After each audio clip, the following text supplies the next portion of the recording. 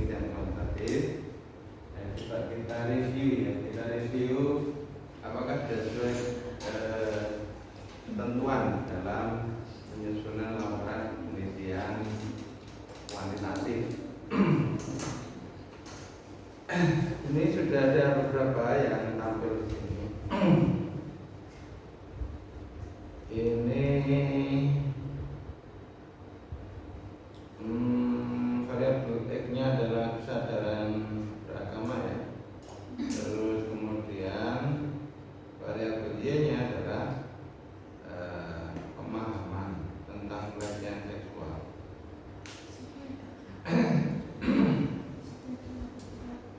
Terus di sini diberikan paparan datanya seperti tabel ini. Nah, tabel yang masih mentah ya, data mentah. Nanti kita coba olah menggunakan tabel distribusi frekuensi ya. Kedepannya kalau bisa kita pakai tabel distribusi frekuensi menggantikan tabel ini. Berikutnya kemudian paparan intinya di sini yang terkait dengan tingkat kesadaran beragama dapat diketahui bahwa skor kesadaran beragama santri yaitu 62, berada di antara 55 sampai 75, sehingga dinyatakan bahwa kesadaran beragama santri di sini apa? Di sini ada kata-kata tinggi. Oh iya, kesadaran beragama santri adalah tinggi. Ini kacamatanya kurang besar. Jadi di sini kita bisa mengetahui ternyata santri di pondok ini kesadaran beragamanya tinggi. Ya, terbukti dari nilai rata-ratanya, nilai kesadaran beragama ratanya itu 62, berada di antara 55 sampai 75. Benar ya ininya kriterianya seperti ini. Siapa ini?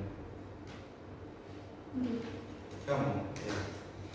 Sudah benar kriterianya begitu. Di bab 3 aja. Kriterianya sudah ditampilkan di bab 3 ya. Terus pemahaman tentang pelecehan seksual. Nah, di sini juga diketahui bahwa waduh, kok juga tinggi ya.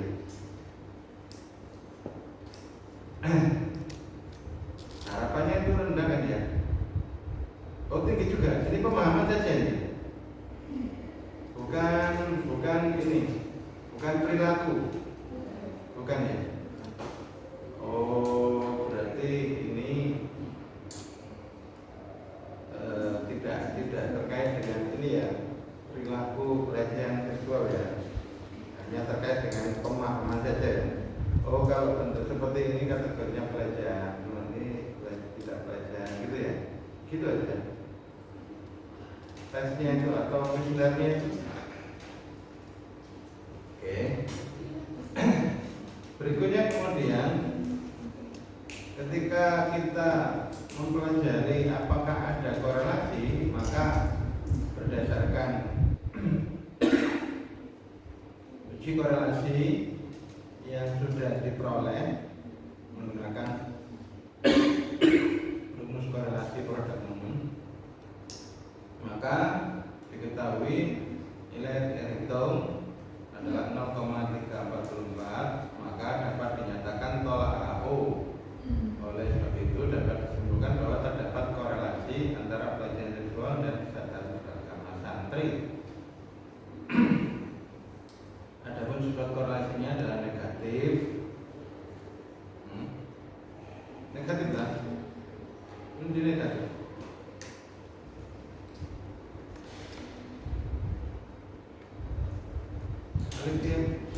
Kalau kita hasil korelasinya kalau negatif itu juga di situ negatif juga. Iya, di sini mesti ada angka min kalau negatif.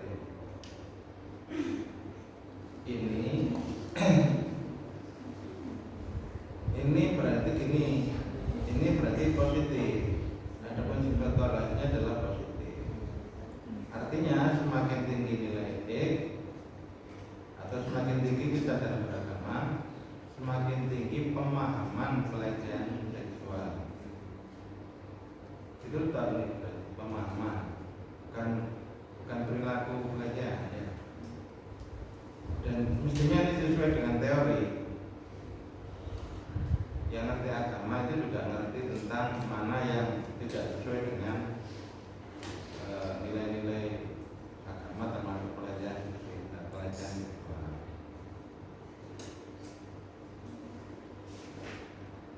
Ya, ini menurut saya kurang tepat. Ya, mari saya. Ini artinya korelasi positif, ya kan? Terus ini dilengkapi mestinya, dilengkapi dengan 0,30. Kalau misalkan perilaku pelecehan seksual itu tetap negatif ya Pak? Secara harapan atau secara teori juga, mestinya orang beragama itu perilaku pelecehan seksualnya rendah. Dia nggak mau melakukan itu. Itu kalau perilaku pelecehan. Tapi kalau ini hanya pemahaman, apakah ini masuk kategori pelecehan atau tidak, nah itu ya berarti harusnya positif. Teorinya ya harusnya positif. Ya, kalau yang kami maksud itu perilaku pelecehan seksual itu berarti negatif korelasinya. Harusnya, tapi kalau di sini kan korelasinya positif. Harusnya korelasi negatif. Kok bisa angkanya itu yang dari data tulisannya itu nggak ada yang negatif, bisa hasilnya di SPSS juga enggak? Coba diulangi maksudnya. Kan data yang hasil nilai yang di kuesioner itu kan nggak ada yang negatif. Oh iya. Ya itu gak akan itu walaupun semuanya walaupun misalnya ya hasil dari responden itu semuanya nilainya adalah positif, tetapi ketika diuji korelasi itu bisa menjadi negatif. Jadi tidak karena faktor ininya, jawaban respondennya yang di situ. Nah ini harus diperjelas oleh Marisa dan Alivia. Yang kamu maksud dengan variabel Y-nya itu perilaku pelecehan seksual atau pemahaman pelecehan seksual. Perilaku pelecehan seksual karena kita jadi satu risiko pelecehan seksual. Kalau maksud itu perilakunya, tapi mungkin kayaknya itu namanya salah Pak. Kenapa? Salahnya di Lebih ke pemahaman pelecehan seksual, bukan perilaku yang ditunjukkan. Ya misalnya pertanyaannya begini, apakah kamu melakukan misalnya sweet itu kan ada yang menganggap bagian dari pelecehan seksual. Ada pertanyaan gitu. Nah itu berarti perilaku. Nah ini berarti tinggal diganti aja perilaku pelecehan seksual dengan pemahaman. Nah kalau perilaku pelecehan seksual itu memang mestinya atau harapannya itu mestinya korelasinya negatif. Semakin tinggi kesadaran beragama, semakin rendah perilaku pelecehan seksual. Nah ini ternyata enggak. Ini semakin tinggi kesadaran beragama, semakin tinggi pula perilaku pelecehan seksualnya. Nah ini berarti kesadaran beragamanya ini jadi masalah. Gak penting karena menyebabkan ini. Tapi sebagai admin kan tidak apa-apa. Ya disajikan apa adanya.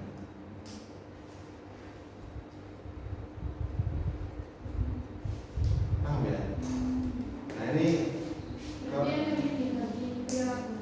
ya perilaku pelecehan seksual boleh, atau resiko pelecehan seksual itu yang saya maksud adalah perilaku pelecehan seksual. Nah sebetulnya secara secara teori dan secara harapan itu harusnya kan kita berharap semakin tinggi kesadaran beragama, semakin rendah risiko atau perilaku pelecehan seksual, gitu kan? Nah, cuma berdasarkan hasil dari uji korelasi ternyata sifat korelasinya itu adalah positif.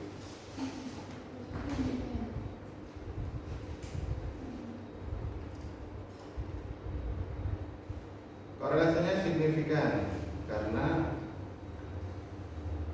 nilai signya nggak ditampilkan, Pak. Berapa nilai signya? Nilai sig itu ini 0,043. Oh iya, ini tadi tak kira sama dengan ini. Oh iya, benar. Adapun besar korelasi setelah diperhatikan kepada data berkursi, maka dapat dinyatakan bahwa korelasi rendah karena nilai Aristotle berada di antara 0,2 dan 0. Oke, ya walaupun begitu nilai korelasinya rendah, walaupun ada korelasinya rendah. Nah sekarang yang paling penting itu ini.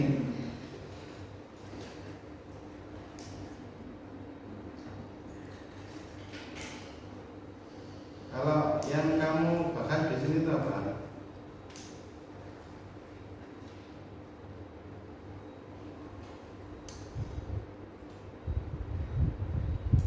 Yang paling bagus pembahasan di sini itu pembahasan tentang ciri-ciri skor dari masing-masing ciri-ciri. Maksudnya apa? Kamu membuat pertanyaan itu kan ada beberapa ciri. Misalnya ciri-cirinya itu 5. Kamu membuat pertanyaan itu 15. Berarti rata-rata ada satu ciri itu 3 pertanyaan. Gabungkan hasil dari 3 pertanyaan untuk setiap ciri-ciri itu. Setelah digabung, ambil ratanya. Nah, kemudian skor rata itu kemudian dapat dibaca. Oh, ciri nomor 1 itu ternyata ratanya 70. Ciri nomor 2 ratanya 50. Ciri yang ketiga 30 rata-ratanya. Ciri yang keempat 30. Ciri yang kelima 30. Nah, ini artinya apa? Ternyata variabel ini itu yang menonjol itu variabel ciri yang nomor 1, yang dominan. Jadi anak-anak di sini itu ternyata perilaku pelecehan seksual itu dominannya di ciri yang pertama. Nah, begitu. Sementara yang nggak begitu terlihat perilaku pelecehan seksual itu yang nggak begitu nampak atau jarang yang mempraktekannya, jarang yang melakukannya, itu adalah yang ciri yang kelima.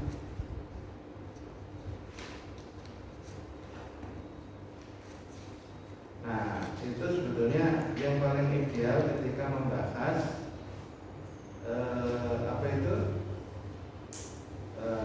variabel, masing-masing variabel X dan variabel Y. Paham nggak ya, Mbak? Paham ya?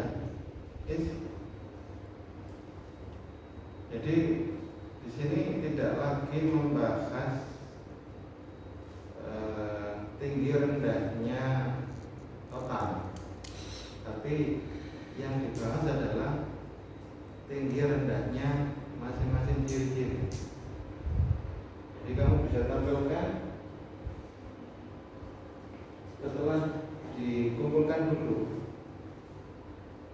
karena satu ciri-ciri itu ada 3 pertanyaan, maka nilai di 3 pertanyaan itu digabung dan itu menjadi ratanya.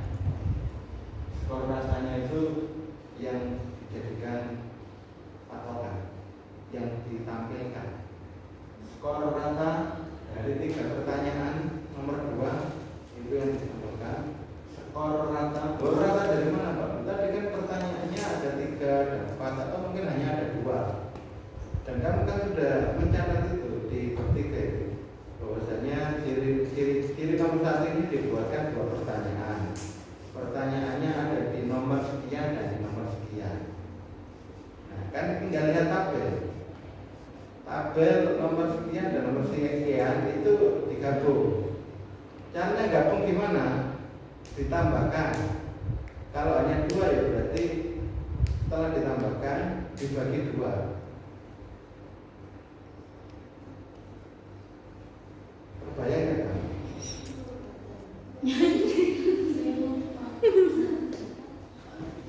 Masih pagi Pak, otaknya masih jet lag.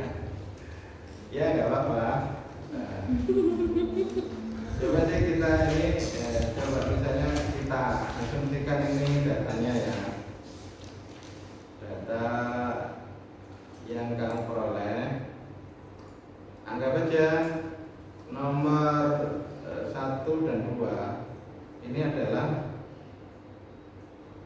merupakan pertanyaan yang disusun berdasarkan ciri nomor 1, ciri keimanan.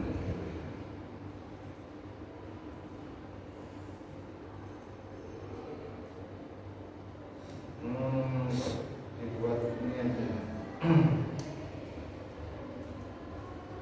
Dibuatkan move or copy, create copy, create. Ini kita buatkan begini. Dibuat rumus gak apa-apa. 4 plus 2 dikurung dulu ya, baru dibagi 2. 4 ditambah 2 itu berapa? 6 ya. 6 dibagi 2 3. Benar berarti rumusnya ya. Nah sekarang tinggal diseret. Aduh, pikir ada error ininya apa nih, mouse-nya agak low.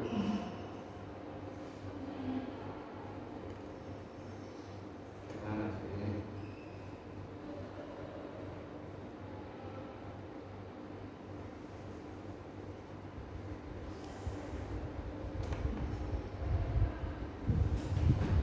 Sebetulnya boleh pakai cara ini, boleh pakai cara yang langsung sulit. Nah, di sini nanti jumlahnya berapa?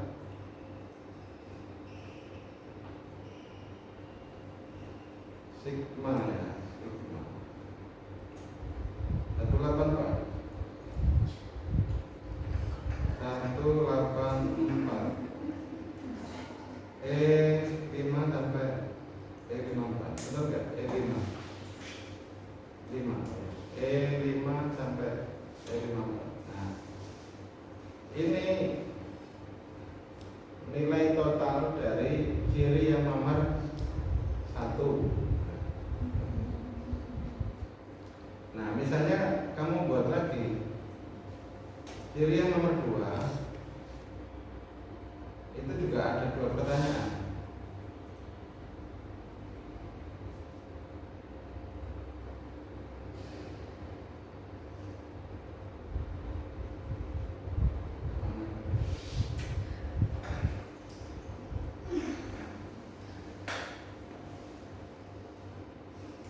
Sebetulnya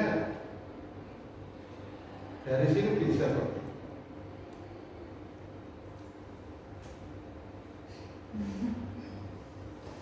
Ya.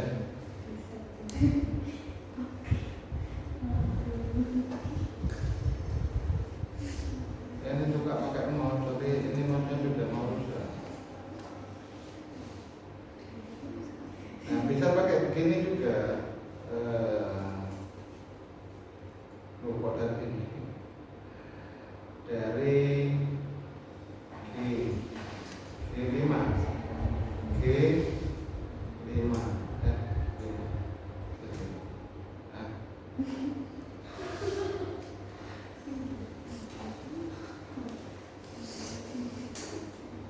kelima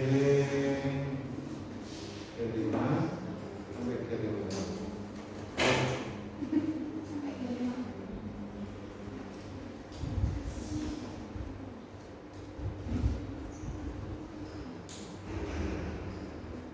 Sudah benar. Apa itu Mbak? Kelima 4 Pak, itu kan kelima kelima 5.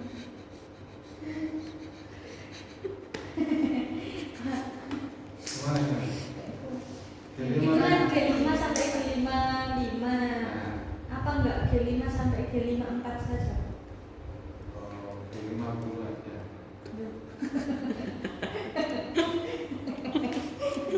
Atau rumput atau Kalau 50 ini kan G.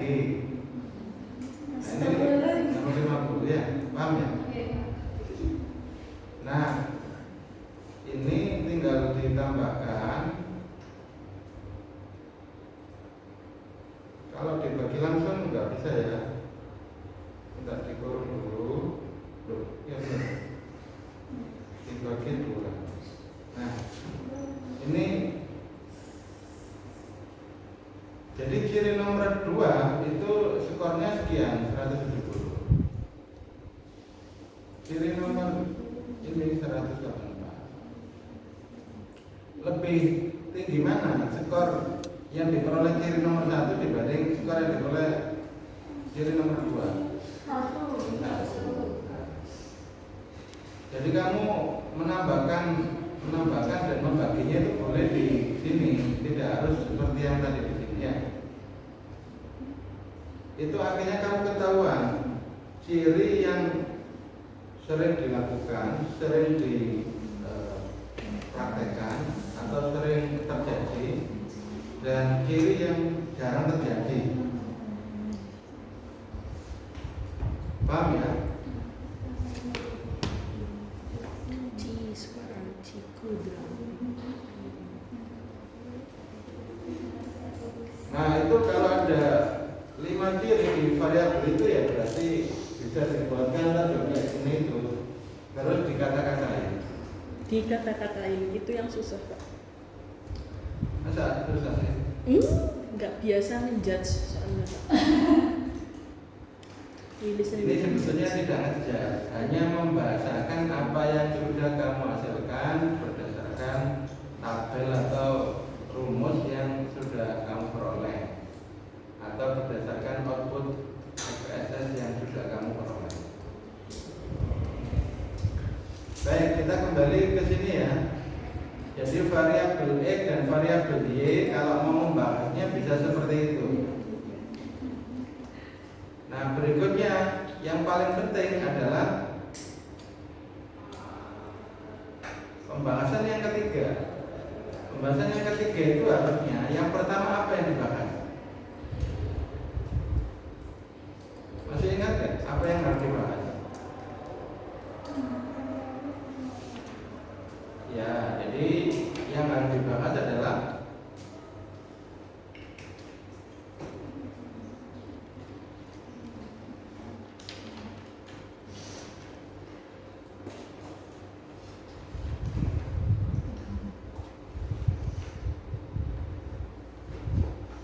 jadi yang pertama harus dipastikan apakah hasil penelitian kita itu mendukung atau menolak teori. Nah, di sini ada nggak pernyataan yang mengatakan bahwasanya hasil penelitian ini mendukung teori atau hasil penelitian ini ternyata tidak mendukung teori?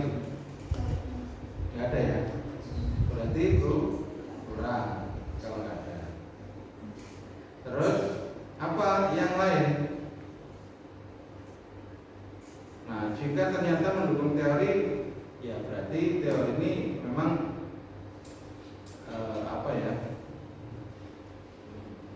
memang perlu dijadikan pegangan. Berikutnya, setelah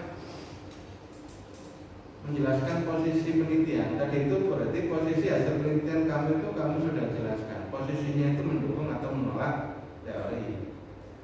Nah, terus kemudian berikutnya membandingkan hasil penelitian yang milik kamu dengan hasil penelitian milik orang lain. Sudah ada atau belum? Sudah ya. Mestinya nggak usah dipakai sub ya. Ini poin 4 ini tidak diperlukan, nggak usah dikasih poin. Ya langsung aja dibahas hasil penelitian yang lain ternyata begini.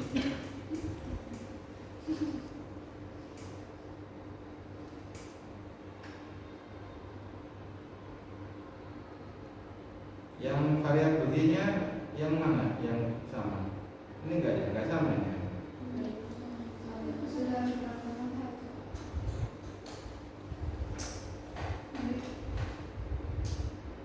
Ya, nomor 1 malah kurang relevan.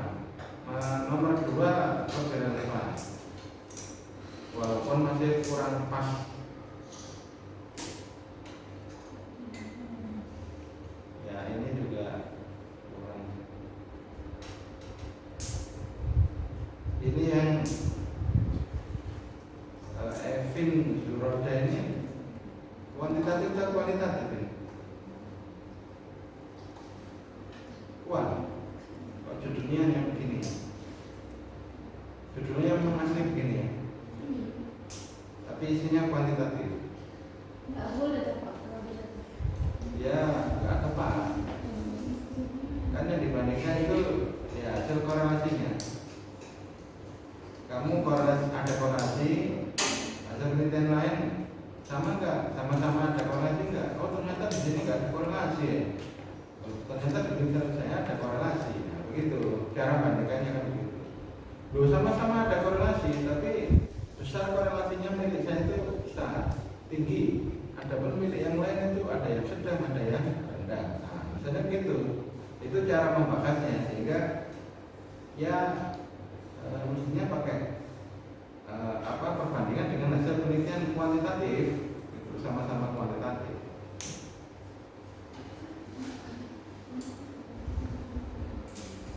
Oke, ini kata-kata ini menjelaskan tabelnya ini ya. Oke, baik. Nah berikutnya untuk bab 5-nya belum? Belum ya. Nah, jadi catatan untuk kelompok ini Arifin dan Arifin ya. Tadi yang pertama tadi itu harus diperjelas variabel Y kamu tadi itu perilaku bagian atau pemahaman. Terus teorinya nanti itu juga harus clear banget.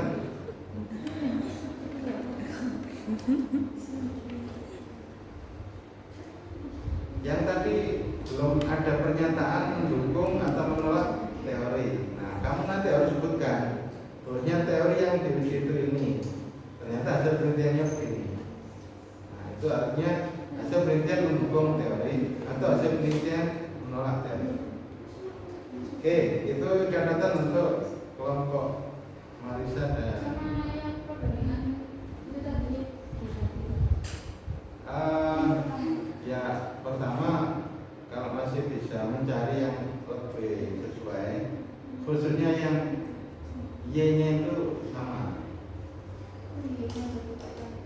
Yang ditonjolkan itu Y-nya. Kenapa? Karena peneliti itu perhatiannya kepada Y. Karena yang punya masalah itu adalah Y. Kamu pada waktu nyusun latar belakang masalah, itu kan yang kamu uraikan adalah masalah yang ada di variabel Y. Nah, begitu. Jadi yang menjadi perhatian peneliti itu yang menjadi konsep. Oke, sekarang Salsa dan Amel. Nah, untuk Salsa dan Amel ini tabelnya sudah tidak mentah. Nah, ini sudah mirip dengan tabel distribusi frekuensi. Jadi yang antara skor sekian dan sekian itu jumlahnya 1 orang saja. 85 sampai 89 gitu. Kamu pakai rumus atau enggak? Enggak ya, manual. Ini lihat satu-satu. Oh, manual.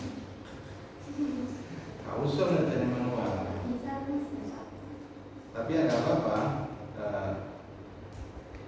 Jadi kelihatan di sini bahwasanya skor yang diantara sekian itu bisa dibuatkan ini diagram. Ini kan tabel. Kamu bisa buat ya diagramnya. Ya kalau buat diagram kan gampang kan? Ya dari angka di sini ini sama ini dua ini aja. Nah di sini disimpulkan bahwa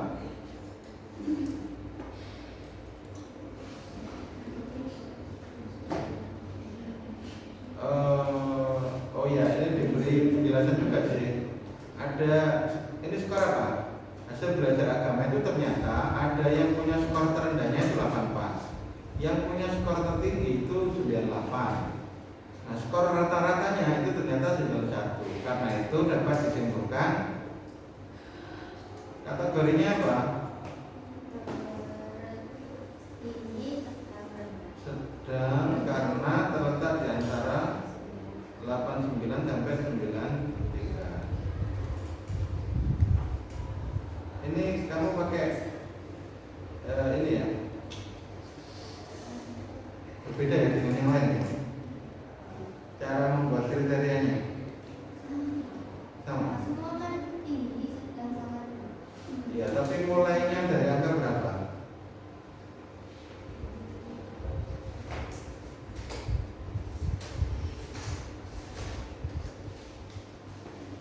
Mestinya mulainya itu dari angka PKM, KKM. Ngerti KKM? KKM itu KKM-nya berapa di situ?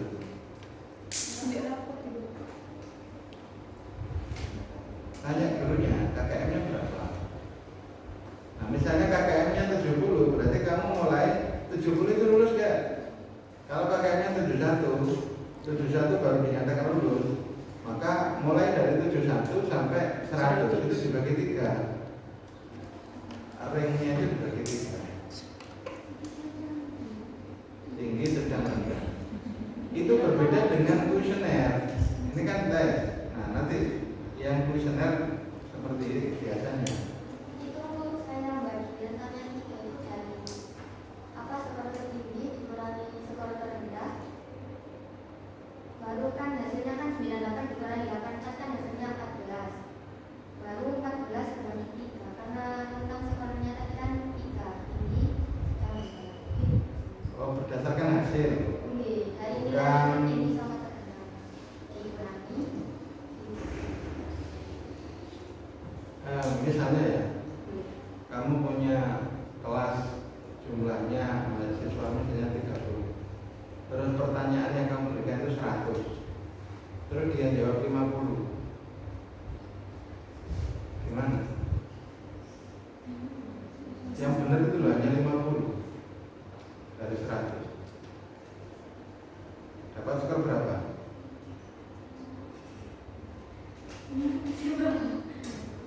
Ada yang bisa jawab ya? Misalnya kamu buat pertanyaan jumlahnya 100. Terus siswa kamu itu mestinya dapat nilai 100 itu kalau jawab benar semua kan? Tapi kalau dia jawab hanya 50, dia dapat nilai berapa? 50 kan? Nah itu masuk gak kriteria kamu?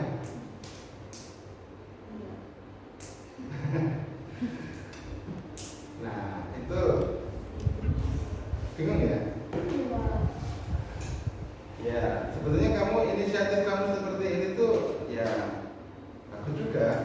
Tapi sebetulnya caranya itu kriterianya kan dibuat lebih awal sebelum kamu mendapatkan data. Harusnya kan begitu.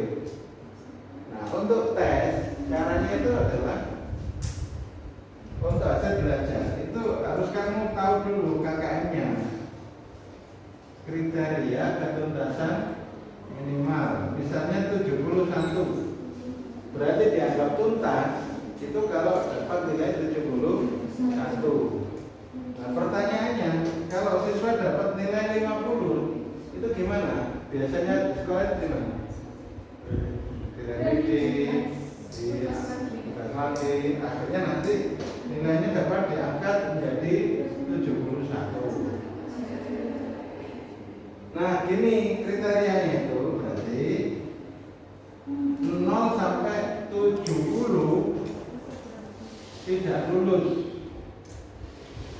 Nah, mulai 71 sampai 80 rendah. 81 sampai 90 sedang. 91 sampai 100 tinggi. Nah, cara membuat kriterianya itu begitu. Bergantung pada KKM-nya. Kalau KKM-nya misalnya 85, ya maka kemudian 0 sampai 84 itu tidak lulus. Terus 85 sampai berapa itu rendah. Terus berapa sampai berapa itu sedang. Berapa sampai 100 itu tinggi. Nah, begitu cara menyusun kriteria untuk hasil belajar. Ya. Berbeda dengan kuesioner.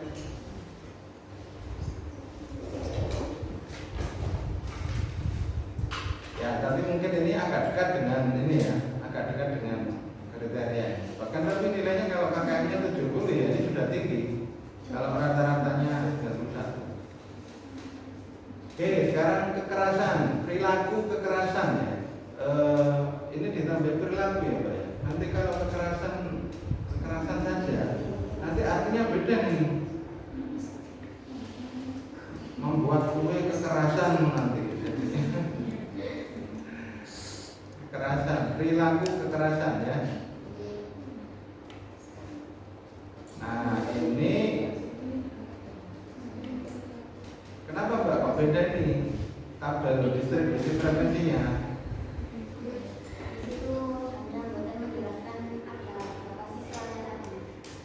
Ya kenapa kok nggak dibuat sama?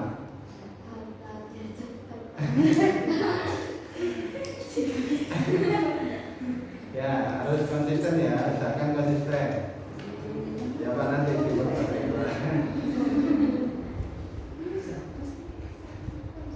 Terus diketahui skor ratanya berapa? Skor ratanya itu 23,87. Itu berada di antara skor di antara interval 23 sampai 29. Ini artinya perilaku kekerasan siswanya itu sedang, gitu ya. Oke. Nah sekarang korelasinya gimana? Ada nggak korelasinya? Ternyata ada korelasi. AO ditolak, nilai R hitungnya itu 0,362 sehingga tolak AO.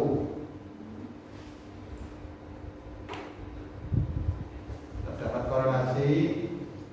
Korelasinya apa? Positif. Semakin tinggi hasil belajar agama, semakin tinggi pula perilaku kekerasan, gitu ya. Belajar agama ya tambah itu ya suka kekerasan ya. Gimana nih menurut hasilnya ini benar nggak kira-kira? Ya nggak tahu Pak, tapi kurang sesuai harapan gitu aja. Harapannya kan sesuai teori. Teorinya gimana sih?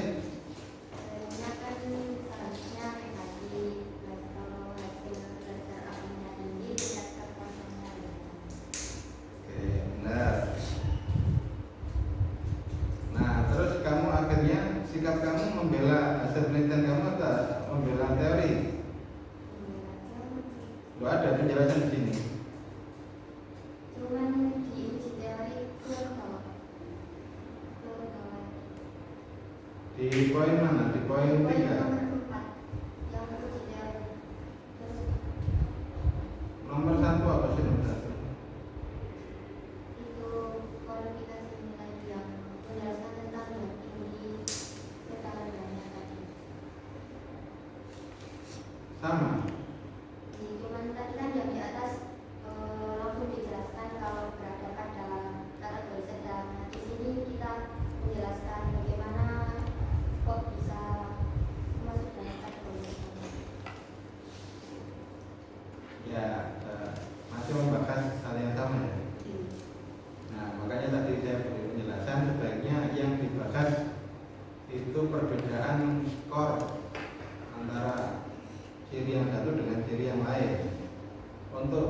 ketahui sebetulnya sekolah ini bermasalah di perilaku kekerasan yang bagaimana sih gitu.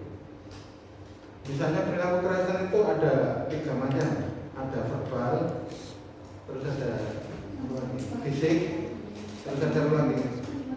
Loh ternyata di sini itu dominannya itu perilaku kekerasan verbal. Ngomong itu luar biasa kasar. Nah, walaupun tindakannya tidak kasar. Nah, begitu. Berarti kan perlu ada treatment khusus di sekolah ini. Sekolah ini tahu apa yang harus dilakukan berkat pembahasan yang kamu lakukan, yang memberikan data tentang ciri kekerasan satu dengan ciri kekerasan yang lain. Jadi sekolah itu akhirnya ketika baca penelitian kamu itu merasa terbantu. Iya, ini ada data yang bagus ini. Berarti kita itu harus fokus memperbaiki perilaku berbicaranya yang cenderung kasar. Kalau tindakan kekerasan fisik itu hampir tidak ada. Nah beda lagi kalau nanti misalnya kekerasan verbalnya itu sedikit sekali, malah yang dominan itu kekerasan fisik. Ini sebabnya apa sih? Apa caranya? Coba kamu punya cara nggak? Kalau banyak siswa kamu itu yang cenderung suka memukul temannya, suka nendang, bahkan suka misalnya merusak bangku, meja, itu kira-kira ketika kamu jadi guru atau kepala sekolah, apa sih yang kamu lakukan?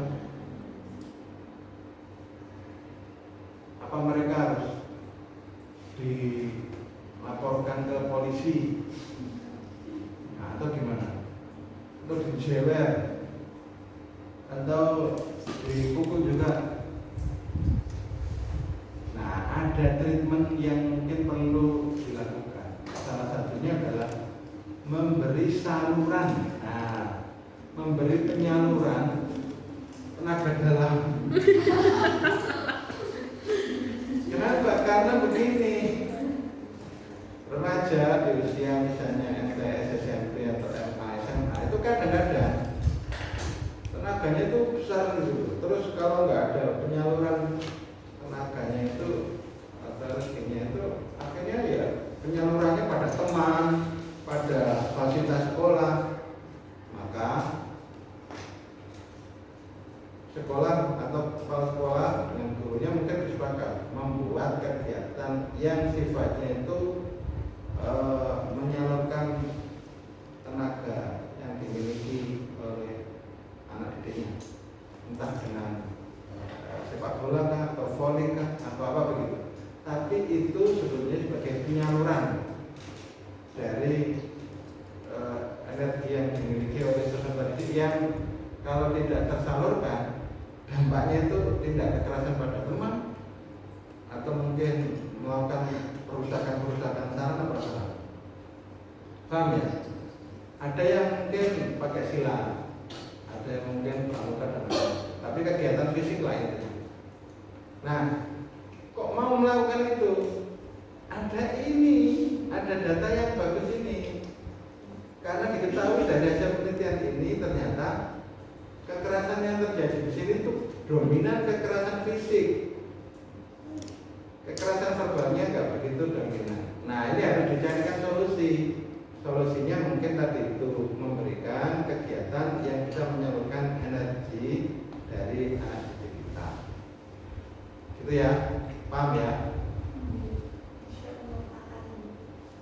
Kalau tadi kekerasan kan ada ciri-cirinya, kan kita melihat dari peristiwa. Sedangkan kalau yang masih belajar agama itu kan kita langsung dapat nilai gimana caranya? Nah itu, andai kan kamu sendiri yang usul, itu kamu kan tahu kira-kira materi mana yang masih lemah. Kalau kita nggak bisa. Nah itu gimana ya bahasanya? Jadi saya bingung gitu ya. Ya wis nanti cari ini,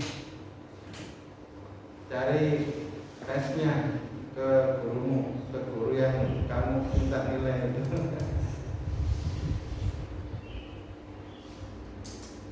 Minimal kamu bisa membahas materi yang ada pada tes atau pada semester hasil nilai ini keluar, hasil soalnya gitu. Soalnya bisa soal, bisa materi. Misalnya gini, ini nilai diperoleh di semester berapa? Kelas berapa? Misalnya kelas 10 semester 2. Nah, kamu kan bisa buka buku yang di kelas 10 semester 2 itu membahas apa saja. Ya, kamu tidak membahas tinggi rendahnya, ya kamu hanya membahas materinya. Karena kamu tidak punya hasil tes aslinya yang kemudian bisa dipaparkan perbandingan antara materi satu dengan materi yang lain, ini mana yang sudah dicapai, mana yang belum, atau mana yang tinggi, mana yang rendah. Andai kan bisa itu, kamu kan bisa menunjukkan pada sekolah bahwasanya 5 bab ini kayaknya yang bagus, yang tinggi nilainya itu bab 1 sama bab 2. Bab 3, 4, 5 itu rendah semua. Wah, berarti guru kita ini kurang berhasil mengajarkan materi yang pada bab 3, 4, 5. Tapi yang bab 1, 2 itu berhasil. Nah, andai kan bisa begitu kan enak membahasnya. Oke, sudah paham ya? Terus tadi terkait dengan uji teori.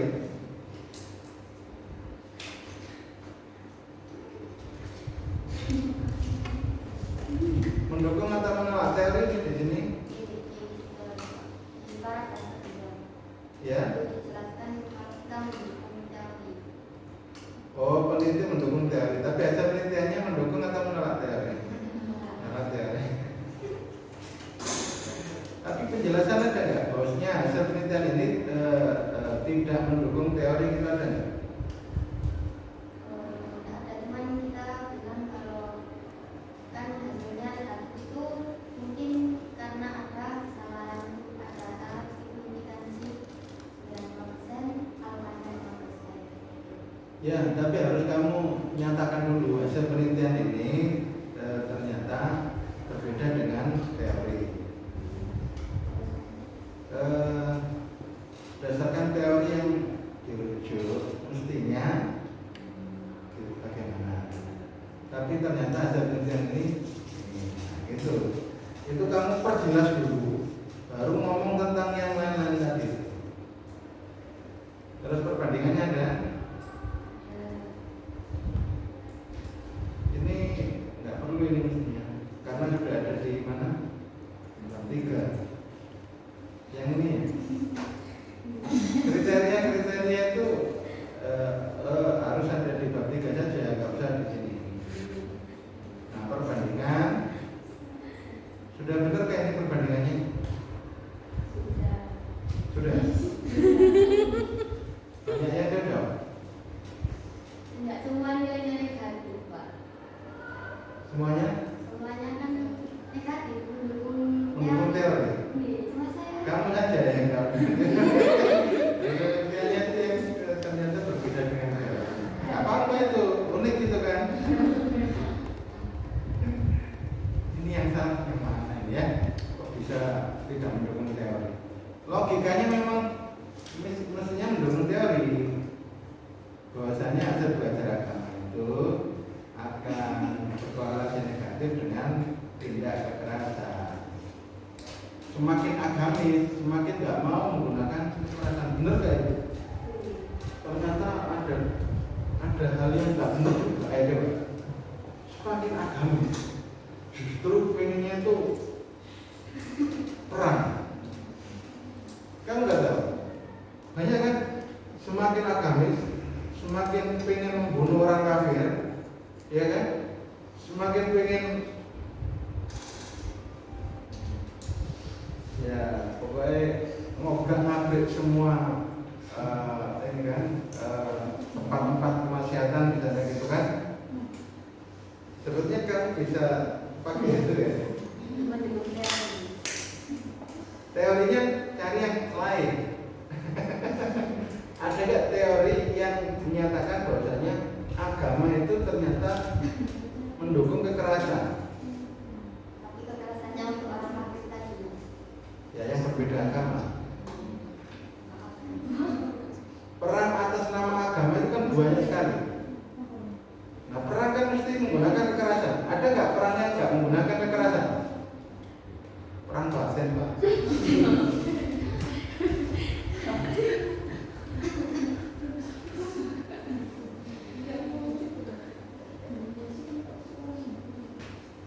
Oke, berikutnya siapa ini? Caranya.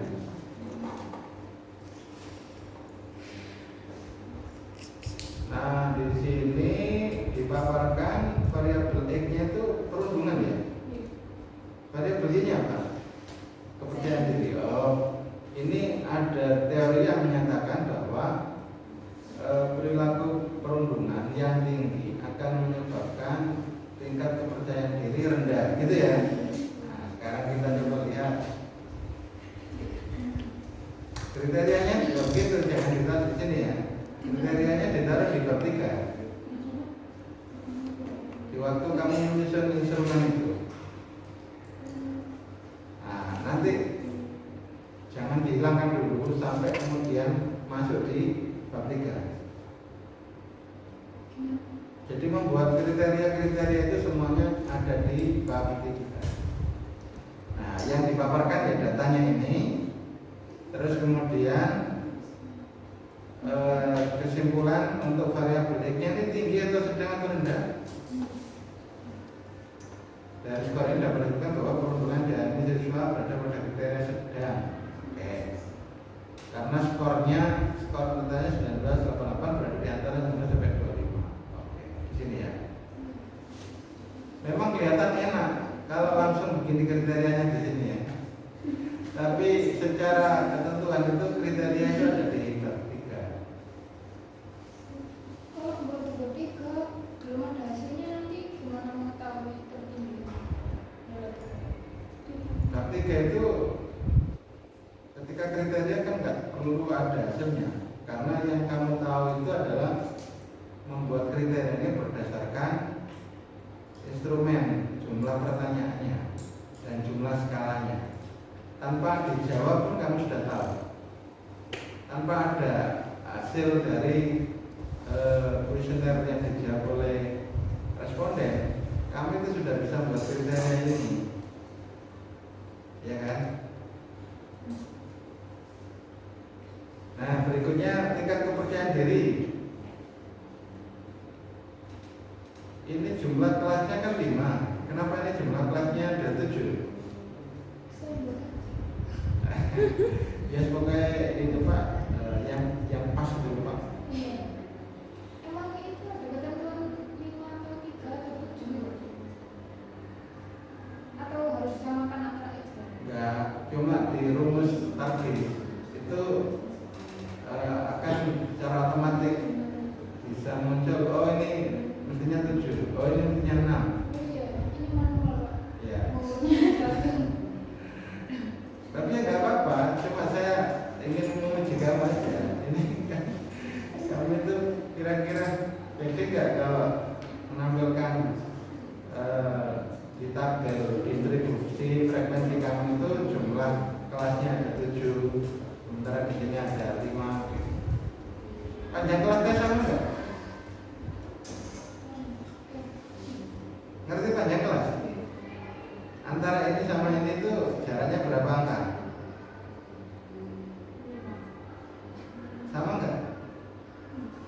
Nah, ada ketentuan harus sama panjang kelas antara kelas 1, kelas 2, kelas 3, kelas 4, kelas 5 itu. Oke. Gak apa-apa, karena ini belum saya ajarin. Nah, kamu sudah membuat itu kan bagus sekali. Masya Allah. Terus sekarang untuk Y-nya gimana? Y-nya sedang juga ya, karena berada di antara skor 28 sampai 37 itu sudah. Oke. Korelasinya, ada korelasi enggak? Korelasinya Wikit, yang penting minta mending. tapi sebetulnya ini bisa tolak hawa atau enggak? Ya